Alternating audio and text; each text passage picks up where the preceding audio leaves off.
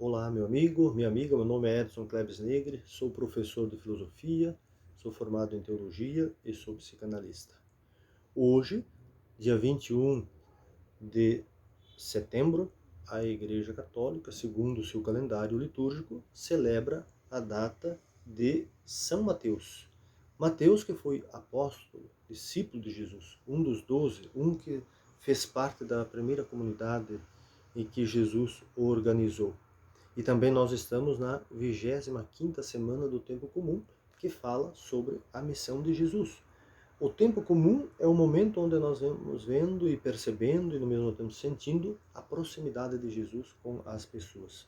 Os textos de hoje, principalmente o Evangelho de Mateus, que faz paralelo então ou alusão ao dia do próprio Mateus, celebrado no dia de hoje, nos convida a sentar na mesa, nos convida a percebermos o quanto Jesus é o Deus da hospitalidade, é o Deus que não vem para ensinar uma regra que os fariseus já ensinavam de afastamento das pessoas, mas sim de aproximação das pessoas ao divino. O próprio Jesus, para a teologia cristã, é o divino. É ele quem se faz presente na pessoa de Jesus. E nas palavras que Jesus vai dizendo, vai partilhando com os seus discípulos e as discípulas, e também todos aqueles e aquelas que querem escutar, repercute de uma forma, muitas vezes, não tão interessante como no caso dos fariseus. Porque os fariseus, eles não aceitavam gestos e atitudes de Jesus, principalmente quando ele sentava na mesa com pessoas que não eram bem vistas por eles. Então é importante nós percebermos aqui que no evangelho desse dia, Jesus ele senta na mesa. E sentar na mesa, entrar na casa, quer dizer entrar na comunidade. É fazer com que, não que as pessoas sejam tratadas como puras e impuras, mas sim que todas se sintam irmãos e irmãs umas das outras e que todos também sejam acolhidos, recepcionados, podemos dizer assim, pelo Jesus de Nazaré. A primeira leitura, tirada da carta de Paulo aos Efésios, capítulo 4, versículos 1 a 7 e versículos 11 a 13, diz assim: Irmãos, eu, prisioneiro do Senhor, vos exorto a caminhardes de acordo com a vocação que recebestes. Com toda humildade e mansidão, suportai-vos uns aos outros com paciência no amor. Aplicai-vos a guardar a unidade do Espírito pelo vínculo da paz. Há um só corpo e um só Espírito, como também é uma só a esperança a qual foste chamados. Há um só Senhor, uma só fé, um só batismo, um só Deus e Pai de todos, que reina sobre todos, age por meio de todos e permanece em todos. Cada um de vós recebeu a graça na medida em que Cristo lhe a deu. E foi ele quem instituiu alguns como apóstolos, outros como profetas, outros ainda como evangelistas, outros, enfim, como pastores e mestres. Assim, ele capacitou os santos para o ministério, para edificar o corpo de Cristo, até que cheguemos todos juntos à unidade da fé e do conhecimento do Filho de Deus, ao estado do homem perfeito e à estatura de Cristo em sua plenitude. O Salmo é o Salmo 18, 19. Seu som ressoa e se espalha em toda a terra. Os céus proclamam a glória do Senhor e o firmamento a obra de suas mãos. O dia a dia transmite essa mensagem, a noite publica esta notícia. Não são discursos nem frases ou palavras, nem são vozes que possam ser ouvidas. Seu som ressoa e se espalha em toda a terra. Chega aos confins do universo a sua voz. O Evangelho de Mateus, capítulo 9, versículos 9 a 13. Naquele tempo, Jesus viu um homem chamado Mateus sentado na coletoria de impostos e disse-lhe: Segue-me. Ele se levantou e seguiu a Jesus. Enquanto Jesus estava à mesa, em casa de Mateus, vieram muitos cobradores de impostos e pecadores e sentavam-se à mesa com Jesus e seus discípulos. Alguns fariseus viram isso e perguntaram aos discípulos: por que vosso mestre come com os cobradores de impostos e pecadores? Jesus ouviu a pergunta e respondeu: aqueles que têm saúde não precisam de médico, mas sim os doentes. Aprendei, pois, o que significa: quero misericórdia e não sacrifício. De fato, eu não vim para chamar os justos, mas os pecadores. Aqueles que têm saúde não precisam de médico, mas sim os doentes. Aprendei, pois, o que significa: quero misericórdia e não sacrifício. De fato, eu não vim para chamar os justos, mas os pecadores. Jesus ouviu a pergunta e respondeu: aqueles que têm saúde não precisam de médico, mas sim os doentes. Aprendei, pois, o que significa: quero misericórdia e não sacrifício. De fato, eu não vim para chamar justos, mas os pecadores. Reforçar 3 vezes os versículos 12 e 13, para que nós possamos interiorizar qual foi a missão de Jesus. Talvez muitas pessoas possam até se escandalizar com certas atitudes do próprio Jesus, pessoas na época de Jesus. E muitas pessoas se escandalizam hoje quando a teologia da graça, a teologia do perdão, a teologia da misericórdia ou a teologia da compaixão vai, podemos dizer assim, escancarar a porta do paraíso. Agora, é claro, cada pessoa tem que se sentir, então, apta a entender o que isso significa. Quando nós estudamos na teologia, principalmente a teologia da graça, aonde se estuda que tudo aquilo que nós tínhamos que fazer para adentrar, podemos dizer assim, no paraíso, Jesus já fez espontaneamente. E por que pareça, sem pedir a nossa permissão.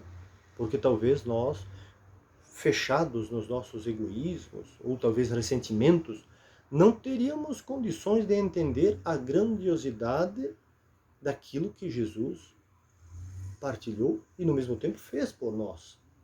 Ou seja, voltemos na teologia da graça, na teologia do perdão, na teologia da misericórdia, áreas que nós estudamos na teologia, nós aqui enfatizamos aquilo que jorra em toda a missão de Jesus e no mesmo tempo da cruz.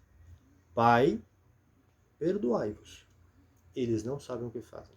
Ou seja, a graça da salvação, ela já foi concedida para todos nós. Na verdade, não precisaria nenhum tipo de esforço para que nós conseguíssemos entrar no paraíso. Porque Jesus já fez tudo isso por nós.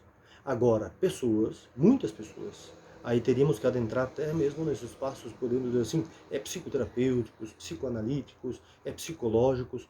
Tem pessoas que não entendem. Tem pessoas que ainda preferem o inferno. Ainda preferem viver a vida no inferno. Aqui, já nessa terra. Por quê?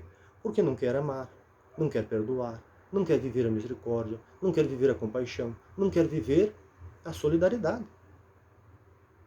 Ainda quer viver o sacrifício e esquecer que o sacrifício da vida eterna já foi vivido e já foi dado gratuitamente por Jesus. Independente de como você viver aqui na terra, o céu é a garantia. Ou seja, o céu já foi dado. Se nós dentro da tradição então cristã, a salvação é gratuita. Não é preciso você fazer isso, fazer aquilo. Ah, se eu vou fazer o bem porque eu quero. Não. É hipocrisia nossa. Por acaso nós queremos ser mais do que Deus? A salvação é gratuidade de Deus. Senão ninguém entraria. Nem eu, nem você, ninguém. nem o Papa, nem o bispo, sei lá quem, os apóstolos, ninguém. Todos nós, muitas vezes, vivemos na hipocrisia, assim como os fariseus. Todos nós. É só olharmos um pouquinho para dentro de nós e nós vamos ver como que nós temos podridões dentro de nós. É por isso que Jesus vai dizer no texto de hoje, eu vim para os pecadores. E esses pecadores e pecadoras somos todos nós, toda a humanidade. Pecadores porque nem sempre nós vivemos a humanidade. Nem sempre. Somos muitas vezes ressentidos, maldosos, agressivos, violentos. É só nós vermos como que está o mundo desde muito tempo. Jesus já foi o sacrifício por nós. Senão não teria sentido nós estudarmos teologia da graça, teologia da misericórdia, teologia do perdão e ficarmos ainda nos martirizando. Senhor, me perdoe, Senhor. Não, ele já perdoou. Tudo isso, então, que nós estudamos dentro do espaço da teologia, meus amigos e amigas, que Jesus transmitiu e ensinou, e provavelmente, então, Mateus viveu isso, experimentou isso. É para dizer que todos nós temos que ter, então, essa disponibilidade, para que o nosso mundo seja melhor. Mas não para depois desta vida. Para que o mundo seja melhor, aqui, a sociedade, a comunidade, então, nós temos que viver esses ensinamentos. E, no mesmo tempo, porque faz bem. É só nós vermos como é importante nós aprendermos a grandiosidade do amor, do perdão, da reconciliação. E, no mesmo tempo, a importância da misericórdia. Porque a capacidade de nós sermos misericordiosos, sermos compassivos, mostra a estatura, como Paulo fala na carta aos Efésios, a estatura que nós cristãos e cristãs temos. Porque às vezes nós podemos ter baixa estatura, assim como diz o texto lá do Zaqueu. Ele era uma pessoa baixa, subiu na árvore para ver Jesus. Mas é claro que o texto aqui não é que ele seja baixo em estatura. Ele é baixo em estatura ética. Baixo em estatura na capacidade de ter misericórdia, de ter compaixão. Mateus provavelmente viveu fora dessas dimensões humanas, ou desses aspectos humanos, podemos dizer assim, né? A compaixão, o perdão, a misericórdia fazem parte da realidade humana também. Independente se Deus fez isso ou não fez, nós somos compassivos independentes. Se nós não formos compassivos, não formos misericordiosos e desejarmos a punição do outro, até mesmo fora desta vida, a punição, a agressão, comecemos a ver. É porque nós estamos precisando de algo, né? Temos que nos rever. Por que essa angústia, assim, por que esse ressentimento? Por que essas mágoas? Por que essa dor interna que quer jogar no outro, quer matar o outro? Por quê? Quer matar o outro, quer agredir o outro, quer jogar o outro para o inferno? Quais são as dores que estão aqui dentro, né? Quais são as dores internas que nós projetamos nos outros, né? E o cristão e a cristã, para que tenha essa estatura, tem que entender o que significa o amor, a misericórdia, a compaixão. Senão, nós estamos sendo que nem os fariseus. Os fariseus mandavam pessoas para a pena de morte. Mandavam pessoas, então, jogadas no penhasco, como se fazia na época, uma das penas de morte. Mandava degolar, mandava apedrejar, mandava enforcar. Enfim, eram as 4 penas de morte que existiam na época. Mas Jesus aqui no Evangelho de hoje está mostrando para Mateus que o mais importante é a misericórdia. Quando nós entendemos a força e a importância da misericórdia para uma pessoa, então nós conseguimos talvez nos aproximar daquilo que Jesus viveu ou daquilo que Jesus ensinou. É claro que é sempre um processo. Cada dia é um processo. Por isso que existe o perdão, o amor, a compaixão e a misericórdia. Porque essas questões vão nos pautar, ou seja, vão nos acompanhar todos os dias da nossa vida. E quando nós, então, esquecermos, olvidarmos, deixarmos de viver esses aspectos humanos, esses sentimentos humanos, por exemplo assim, então que o outro irmão, a outra irmã, possa dizer, Edson, olha, aqui você tem que rever aqui na sua vida, na sua trajetória, porque está desviando do caminho, você está machucando a outra pessoa, você está causando sofrimento a outra pessoa.